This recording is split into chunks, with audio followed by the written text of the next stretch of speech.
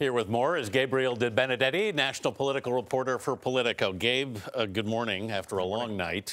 When the Senate reconvenes this afternoon, what do we expect? Well, I think what you're going to see on both sides is both Democrats and Republicans are going to go into their caucus meetings and essentially try and figure out if there is a way to do a short-term spending bill here so that they have more time to negotiate. You know, we keep hearing this, well, we just need a little bit more time, but that's essentially what they're looking for this morning. They understand, both sides understand that they're kind of at a tough moment here, a political impasse. So what they're going to try and do is essentially make it so that the government doesn't open on Monday closed. They don't want people that should show up on Monday morning to government work to not have a paycheck. So they're going to try and figure out there is a way to get us a few weeks down the road. But Gabe, even if there's a short-term extension here, it seems like this crisis doesn't end until a deal is made on the Dreamers. And yet immigration splits the Republican Party, even the Trump White House and Republicans in Congress, like almost no other issue. Yeah, absolutely right. So Republicans understand what a difficult situation this is for them. And this is why Democrats feel so emboldened right now, because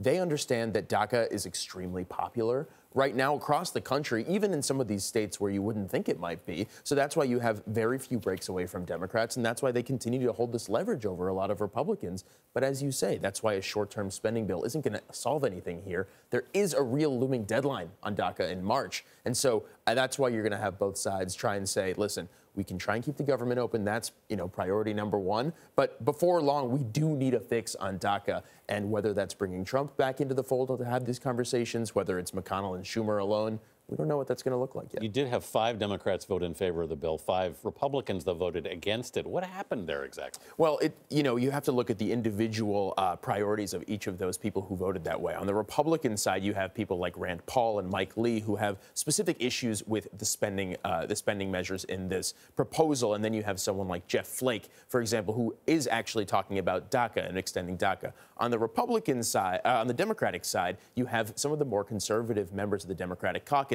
who come from redder states where it's not necessarily an easy calculation for them. You have someone like Doug Jones, the brand new senator from Alabama, who so much of his campaign was based around extending CHIP, the children's health insurance program. And when he made this vote last night, he essentially said, I understand how bad this whole thing looks to the whole world, but we need to do CHIP. What happens to CHIP? Republicans could have reauthorized that program last year. They chose not to. It is a lot of leverage in these negotiations. What's the future of that program? I think that's something that we're going to see both sides talk about front and center this weekend, and hopefully in the next few days, if you ask them, because this is so popular. Standing against CHIP is so unpopular that this is going to be the top priority. It is a lifeline for American children who are sick and in need of financial assistance. Gabe Debenedetti, thank you for your time.